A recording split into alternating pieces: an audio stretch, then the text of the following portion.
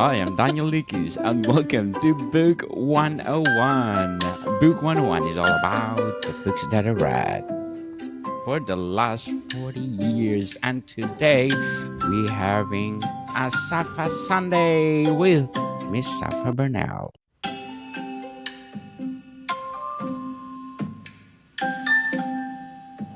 Hello, everybody. How are you doing today? For those of you who celebrate, I hope you have a happy Easter Sunday, as that is when we are recording this right now. So, for those of you who don't celebrate, I hope you have a happy, wonderful Sunday. Yes, happy Easter, people, for the Christian people. Yes. So let's continue, Miss Burnell, about poetry in celebration of Poetry Month next week. I have a lot of guests will do their poetry reading this month. And of course, because you are my avid guest, let's continue to talk about poetry. Hi, everybody. I hope you're having fun. I'm looking forward to speaking about poetry. It is my first love. Not my only love, but it is definitely my first love. And today we've got poetry. We've got both my poetry and the poetry of some others. And I started publishing with Usurper Kings. This is the 10th anniversary edition. So this is the new cover. It's got a new foreword and it's got an added poem in it as well in comparison to the other editions that were available. And poetry is such a special thing. It is an ancient art form. It is something lyrical. It is something that grips. It's also something where I find poetry more than a lot of other prose. You get to experiment in it. And people tend to laud the experiments a little bit easier than they do necessarily in prose. We've all seen just incredible books, but, incredible projects by authors who are attempting to kind of push the boundaries of their art. And they try and do so in a novel, and certain things can fall apart very quickly. And although the prose might be beautiful, it might not be necessarily as understandable without, university level courses in in figuring it out.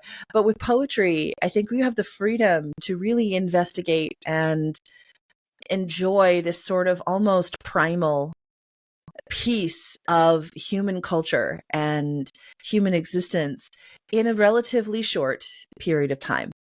And that's one of the things I love about poetry. Yes. So, Miss Bernal, how does one find their unique voice or style in poetry amidst the multitude of existing genres and influences? First, they need to read poetry. I really do believe that that is number one. In order to understand a thing, you need to have read that thing. And it's something that, like, if you want to get into poetry, which a lot of people tend to do, there's a period in time as a child going into adolescence. I think many people have this idea of kind of becoming a poet, or at least trying to write their words down in such a way that they can kind of figure themselves out. Again, in a relatively short period of time, since poetry can be anything from 3 lines on, it could be a couplet. It could be 2 lines, it could be something incredibly short. But I think the first thing to find your own voice in poetry is to read other poets. You have to read other poets. You have to read poets that don't just do a style that you kind of grip to, but also have had styles in the past. There's a reason why you get that sort of anecdote of T.S. Eliot, who was an incredible futurist and absolutely looked forward in time instead of backwards. But he had that thought that in order to look forward, you have to know what was behind you. You have to have read certain classics. You have to know what foundation upon which you stand. And I think that's incredibly important when it comes to poetry. And you can fall in love with poetry without having to do university courses or anything like that. Or you can just read poets, read Margaret Atwood, read Emily Ursuliak, read the poetry of, Homer and Virgil, kind of discover poetry through time. Shakespeare is another good one, in the English language. And Shakespeare really did, as much as people are like, oh yeah, but Shakespeare was a hack. Well, there's a conversation there. We can have an entire different Sapha Sunday about what that was about. But he really did change a whole bunch of things in the English language and give us vocabulary that we still use today. So if you're using certain phrases and things like that, and you don't realize, oh, this comes from Shakespeare, it comes from this specific play, or it comes from this poem, and then you're lacking the connection, which could bring people to view the subtext in your work so much more wisely. And I think that's part of why I'm always like, read poetry. Because poetry is a form of connection. It is connecting the minds of people together. It's connecting concepts and emotions together. That is what it's for. To rebuke, to connect, to extol, to view things as sacred, to view other things as profane, to view the profane as sacred, to view the sacred as profane, to bring in all of these different things, to fall in love, to fall in hate. It's this visceral emotional experience, but it's also something where every single line could be heteroglossic. It could mean multiple things, and it should. Poetry should be layered. But one of the easiest ways for people to understand what those layers are is if it's very obvious that that poet is connecting to the foundation of poetry that came before them. Yes. And so, read. So, Ms. Burnell, how important is the understanding and application of poet devices like meter, rhyme, and enjambment in the modern poetry? So I think from what I've seen of some modern poetry, there is a distinction between free verse and completely just, fragments of sentences on a page. Yes. Yes, free verse is wonderful and is freeing. You don't have to follow certain stanzas. You don't have to follow certain patterns. If all of us had to write skaldic poetry, there'd be a lot less poetry in the world. It's not easy to do. If the Shakespearean sonnet or the Italian sonnet were the ones that were the only things, the only forms there, well, that would be a fair bit tricky. But again, it's this kind of idea that in order to break a rule, you have to know it. You have to be able to work within the confines of that rule to know how it can be broken or how it can be meddled with. And especially too, we can do so many amazingly experimental things in poetry, but eventually that poetry needs to be read. And that poetry will likely be read by people who are not necessarily listening to it in your voice. They're listening to it in their own. They're reading it for themselves. And so we have something called reader response critique. And it becomes the entity of the reader to discover what they found in your poetry.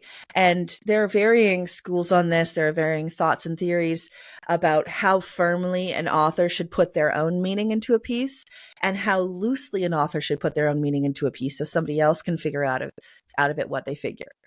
So I'm of the mind that you wrote this for a reason. You as the author, you as the poet, you wrote this. You want to say something to other people.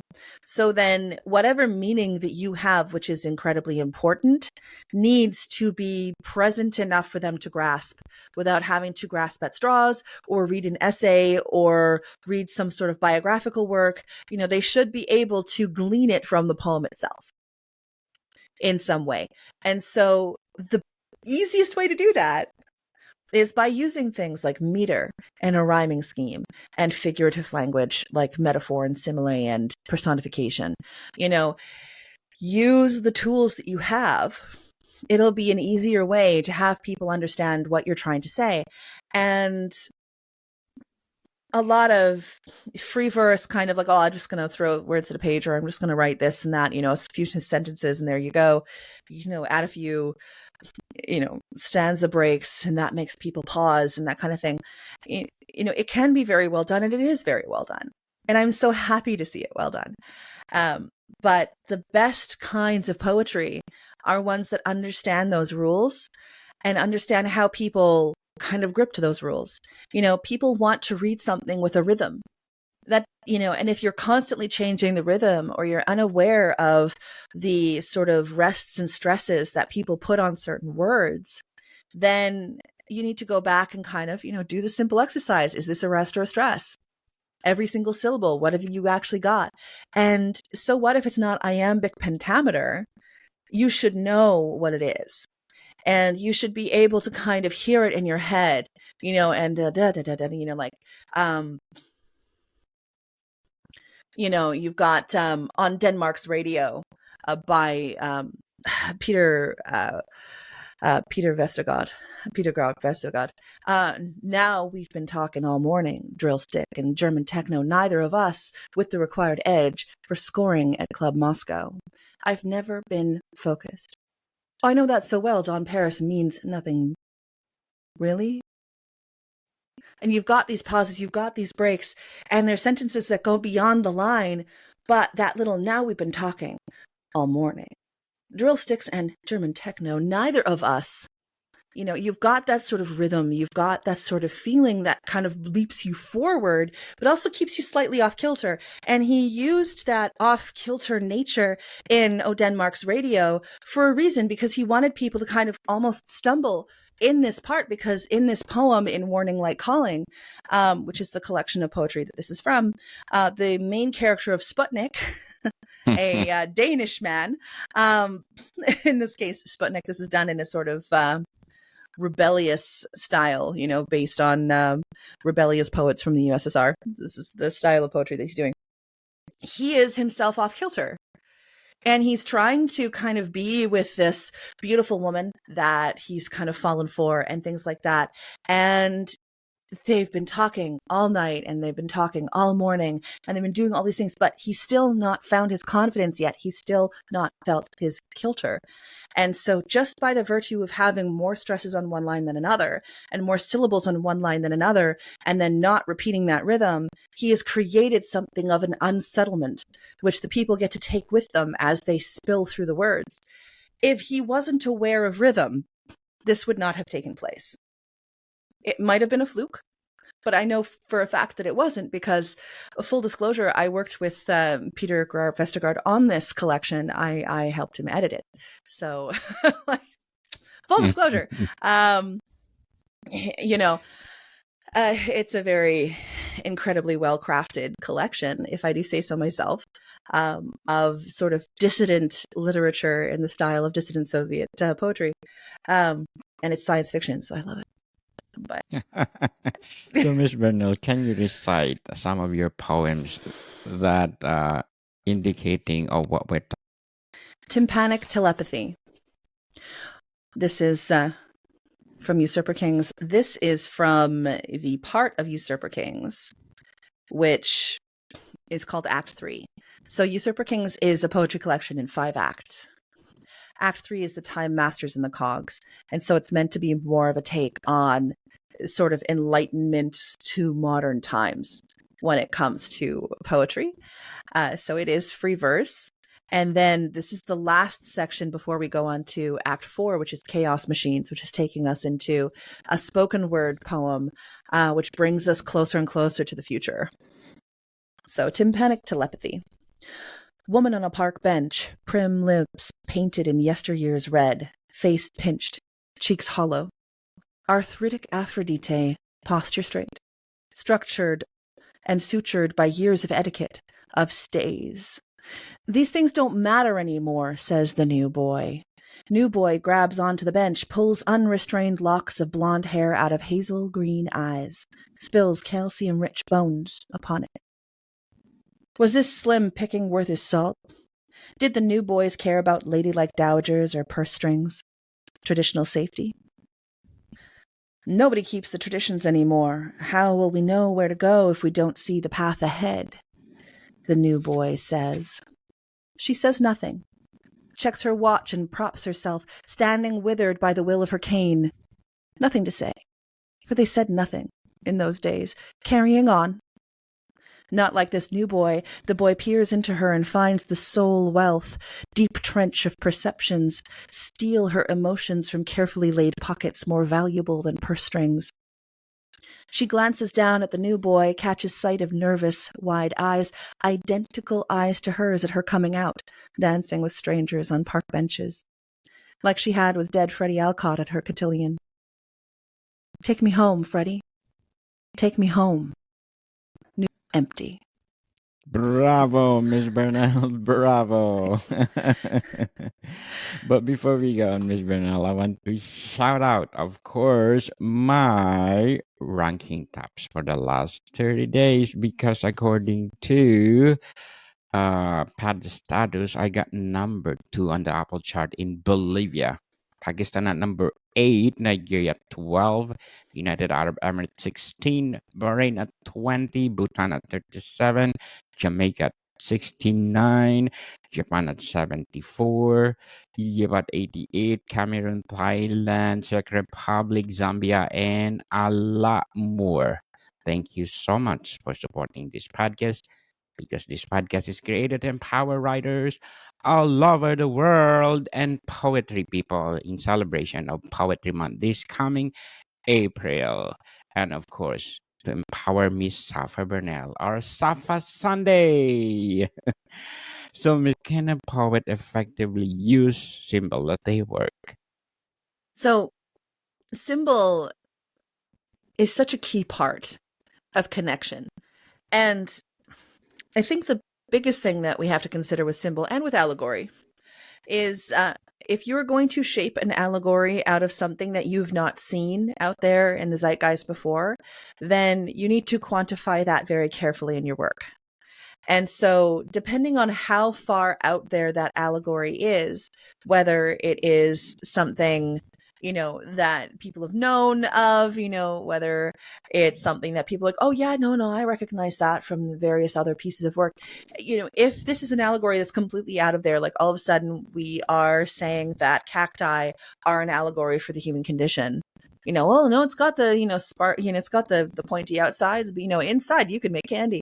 And you're like, okay. You have to quantify that allegory quite substantially in order for it to stick. That's just the truth of the matter. I think symbol and allegory too, they again touch on something called the ideal audience. Not to say that you can't have an audience outside of your own kind of cultural experience, but your audience will come to a piece of poetry with their own preconceived notions of life, with their own culture, with their own language, with their own, philosophy of being, with their own experiences. If you are making, the sand on a desert a sort of allegory for, say, like we just filmed today, the movie 101 episode on Dune Part 2. So you should go check that out. It was a fantastic time. If you're kind of talking about how the sands in a desert can be this, this lowly thing that's just kind of scattered everywhere, but incredibly important to the entire, universe, then you need to define that these sands are actually, basically spice. And that your navigators need it in order for society to function. You do need to kind of bring people up to that point. Otherwise, people will make of it whatever they want. And that's okay if that's what you want of your poetry. If you want your poetry to just be there, it's a pretty picture or it's a visceral image, and you want people to make what they want of it, then that's totally fine. They can make whatever they want of it. But then here's the thing that I've learned as a poet. People will make something of your work and then come back to you and go, hey, why did you do that? And sometimes it's like, well, I didn't. I was actually writing from this perspective. Oh, no, I didn't see that at all. I saw this. Oh, that's okay. Okay. Never thought of that one. Okay. This is one of the reasons why we have an editor outside of ourselves, because we Yes. have our own biases. We have our own kind of way of looking at the world.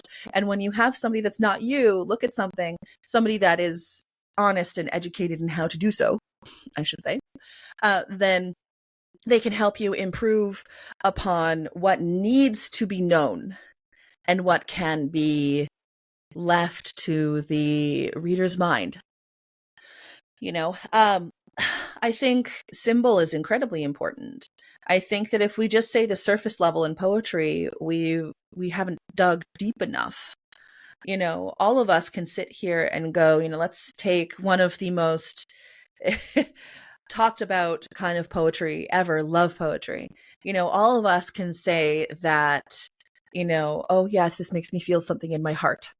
We could talk about the heart as this sort of bastion of love within certain cultures, because the heart is kind of that epicenter of emotion in certain cultures. Not all cultures, just saying, not all cultures, but in certain cultures, the heart is incredibly important. But if you're just saying, oh yes, I felt that in my heart, you're missing out on like, okay, but what was it? What did it feel like? What was the tactile sensation of that moment in time of sitting across the table in a coffee shop and realizing this is the person you want to be with? What was that moment like? What was it? Well, no, it just it felt that way. Now, but how did it feel that way? I was sitting, the light was coming through the window. Okay, so we've got light coming through the window. What did it do? Well, it highlighted everything but him. Okay, so you have this kind of shadow and you're wanting to learn more about that sort of shadow. Okay, now where else are we going here? Well, the air didn't smell like coffee, even though we were in a coffee shop. It smelled like apples because somebody had just ordered an apple pie and it was coming fresh from the oven. And I could smell the caramelized sugars and the fragrance of the apple and, the toastiness of the pastry and things like that. And, somebody had put that together with love. It was not something that came from a box. It was not something that came from, a robot in a production line, but it was something that somebody actually they felt the butter through their hands and they crumbled it into the flour and they rolled out the pastry and, they chose the apples very carefully. They inspected the apples for spots and, they see some spots, but are these spots that they can live with or are they not? Well, no, they'll put that one back. That one's not the one, but they might pick up this apple and you know what? It smelled right. It, you can kind of all of a sudden then this is still a love story, but it's using something quite frivolous as an apple pie. I understand it's a little ridiculous, but but the apple is the thing. And then the crafting around it, those choices that we make when we're dating or when we're meeting somebody. And, are you just going to throw it into a pie crust that was, pre-bought from the grocery store? Or are you going to make that pastry yourself? Are you going to roll it out? Are you going to spend the time to look up the recipe and just, how are you going to handle this relationship? All of a sudden you've got something that many people can understand. A lot of people have made a pie.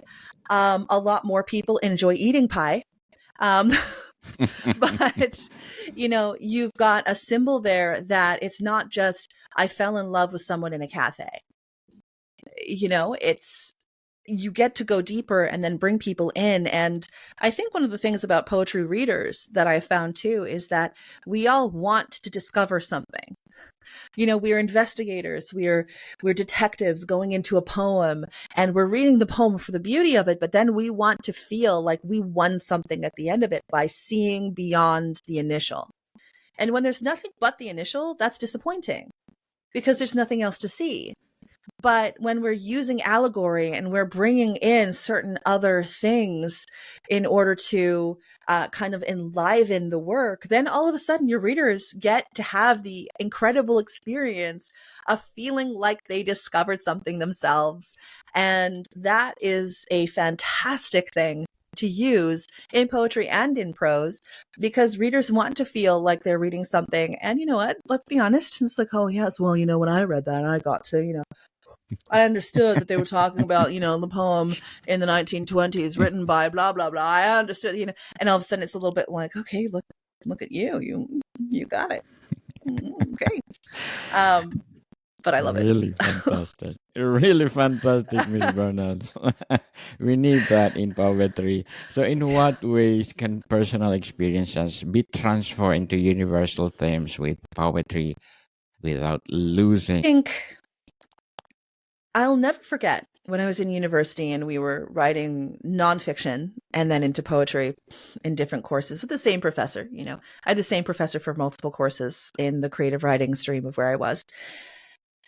There is two ways of kind of combining into one. It's sort of like you're emulsifying something, oil and water kind of thing. On the one hand, our personal experiences are the most vivid for us as individuals. As individuals, your own personal experience is always going to be the most vivid thing that by and large. And so the urge is to, write what you know, write what you've experienced, write what you have in your mind, write all these things, write down your pain and your joys, write down your exaltations, your emotions, write them down, because those are visceral in a way that something fictional might not be, because you're detached from the fictional. It didn't happen to you. So the urge to write what you've experienced in your life is very strong, and it's a good urge. There's a lot of poems in Usurper Kings that come from my direct personal experience, and that's great. But at the same time, you have to temper your personal experience with a sort of veil, because readers can know parts of you without knowing you. There are certain things that are too intimate to divulge. They are too flagrant to put out there. And, I have seen this happen in my personal experience working with several young poets who put out everything out there because, well, but that's how it happened. That's really, this is, okay, that's great. But this is not a historical recording of what exactly happened. This is poetry where you get to take that thing that means something to you, that very visceral experience of yours, and you get to modify, adjust, you get to fictionalize it. You get to kind of tweak certain things for your audience, for the people who are going to read this. And I think personal experience is fantastic. Keep a journal, write things down. Some of the best poetry comes from personal experiences, and you will not prove me wrong. But there is still this layer of almost being demure that you need to kind of cling to as well, just to sort of make sure that it's not too personal.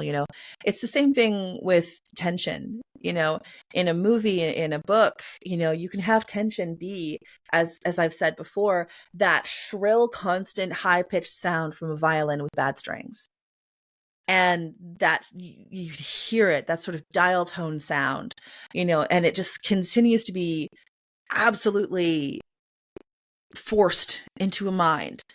And people can only take so much of that tension, so much of that sound, before they either laugh at it, clock out, or dismiss it in some kind of way, because they can't stare into the face of madness without becoming mad, as the old saying goes. And so you need to temper certain things, certain visceralities, I shall say, with allegory and with symbol, in order to maintain the core emotion of that thing without being too open in a way that it's almost as if you were having that shrill sound and people kind of like, oh, and they're uncomfortable. Because yes, good poetry can make somebody uncomfortable. There are poems that do that. Read Margaret Atwood. Like, a lot of her poems can make people uncomfortable. They can say certain verboten things. And, the greats do that, and other people do that too. But if all you're looking for is to make somebody uncomfortable, then I would say you're not going far enough into poetry. You're going into shock value. And shock value is easy. Shock value is relatively simple to do. But to take something shocking and then also bring in other things that temper that and other allegories that make people think of it in a different way, that's an incredibly powerful talent. Indeed, powerful. So, Miss Burnell, what advice would seasoned poets give to aspiring poets about developing their craft and navigating the world of poetry? If at all possible, try to write every day. Try to write and try to read every day. Even if you only have 10 minutes to read and 5 minutes to write, and you're doing it on your phone as you're, traveling on transit, or, you're sitting after the dinner table and things like that, try and carve out, even to start out, 15 minutes a day. Just 15. That's all. Maybe 20 later on. But carve out a little bit of time to sit and to think and to contemplate. Another thing I'd say is, and this is anathema even to me, it is something that I do when I am a little bit more desperate and to get those words on the page, but it does work. And this is something that we don't do very often in modern North American culture. Turn off your phone. Turn off your phone, turn off notifications on your computer, on your iPad, turn all of that stuff off. Maybe put on some music that brings you joy or that brings you a sort of emotion.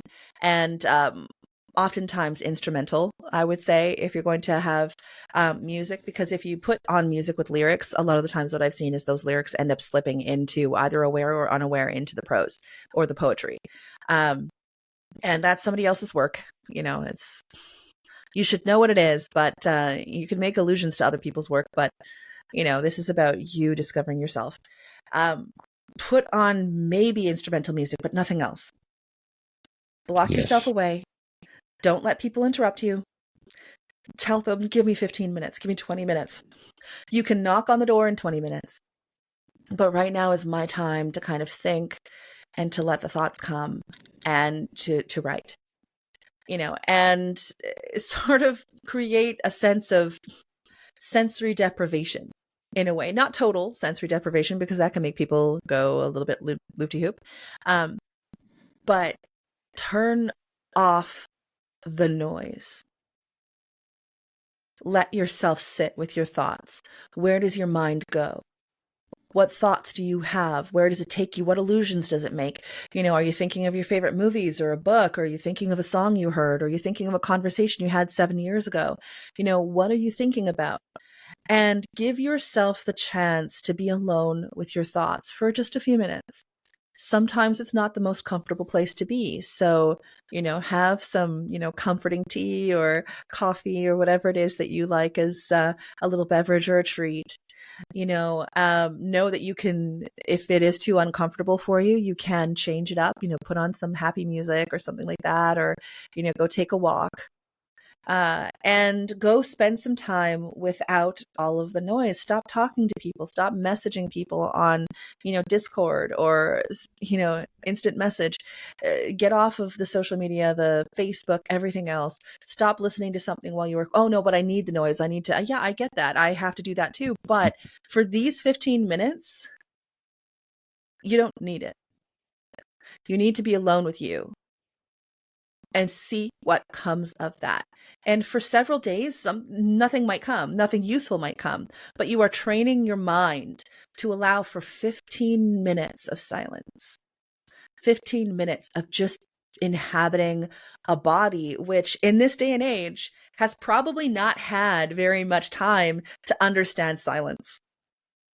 We have so much noise everywhere. We have more noise now than we ever did. The technology to be able to just, say a few words and then an Alexa device will play music for you. That's incredible. Like, we live in a universe of noise. But poetry is the silence. Poetry is the space between stanzas. Poetry is that moment of calm before the inevitable storm of the other stanzas and other things like that.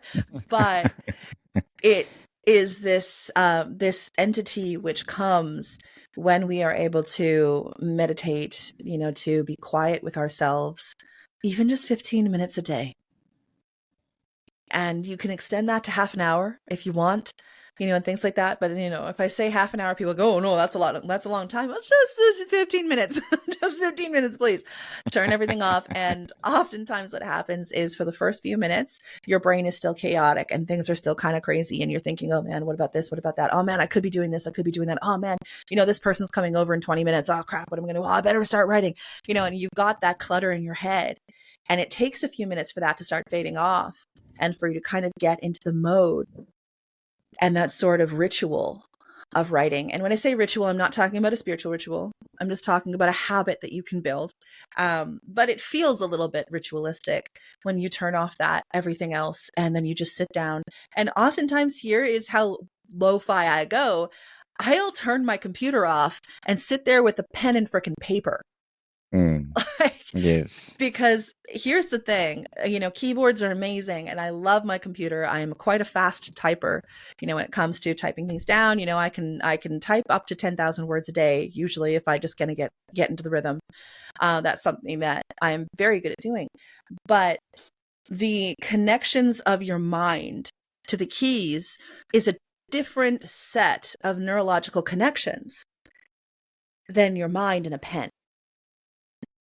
And oftentimes you're using those different connections, and that can sometimes break up something that you've been thinking about but didn't know what to do with yet. It can help you see things in a slightly different way. You're kind of turning the vase and seeing it at a slightly different angle. And that slight difference in medium might be the thing that you needed to kind of be like, I understand this now. And so I give it a try. Go lo-fi. If it doesn't work, go back on a computer. But, even if your handwriting is chicken scratch, like mine, give it a try. And stop procrastinating, people. Who knows? You are one of the best in the making, like Miss Sapha Burnell. So, Miss Burnell, can you please invite our listeners to support all your books? I hope you enjoyed at least something of what we said today. It's incredible that I get to talk about books and poetry online. This is a dream come true. And one way that you can help me in that dream is by either purchasing my books or going to your local public library and asking for my books to be brought in. Both of those options are incredible options. I, as a Canadian, love my library system. It's a fantastic and wonderful group of people. And libraries, especially your local public libraries, they want to know what you want to read. Because they want you to be there. They want you to access this service and to be part of this incredible birth of knowledge that we have access to, depending, of course, on where you live. And so you can find my books at searching saphaburnell.com. That is SAPHABURNELL.com. You can also just search my name, Sapha Burnell. I have books such as Usurper Kings, the poetry collection that we were talking about today. That is out there everywhere. That is also my social media handles. So if you want to find me, you can find me on X, Instagram, Blue Sky, the whole thing, at Usurper Kings, Twitch, the whole thing. I am also the myth punk author of Char and Ash and its sequel, Son of Abel. Those are both online if you like urban fantasy and mythology in a modern setting, then you would love that. I've also got Neon Lieben, my cyberpunk joy. I love this book. The sequel is coming at the end of this year, the sequel Emptiness at the Center, so we'll be able to celebrate that as it comes. Neon Lieben is cyberpunk. It is quite emotive cyberpunk, quite character forward. And then I also have Lenses, Futures Lens, Wired Lens anthologies that I have short fiction in, but I have a novella called Whiskey and Sinner's Blood in the collection Macabre and Monstrous, which is an horror anthology of Eldritch Space, Myth Monsters, and Forest Frights. And I also have the story The Lamia. So those are my current selection of books. There is more to come, including Waxwing, which is an audio drama that is currently in production. So that's going to be very exciting. That happens in the world of the Judge of Mystics world, in the world of Char and Ash and Son of Abel. And I'm looking forward to seeing what you think of my work. If you like character-driven, slightly cerebral and imaginative work, then this is the thing. If you're like, I'm not hugely character or emotion driven, I want to see more action, then I can absolutely share with you some titles by friends of mine who you would probably very much love. But please, if you can, please support my books and my writing, and ask for them in your local public library. Yes, people, let's support Miss Sapha Burnell, because if you support her, more books to come and more episode of Book 101 and Movie 101. Please tune out our episode this coming Sunday. We did talk about Dune Part 2, a remarkable, outstanding movie of all time. Did I say that? Incredible movie. Oh, Villeneuve did such a good job. Yes. Congratulations, Dune Part 2. Awesome. So, Miss Burnell, thank you for your time. And thank you for yours.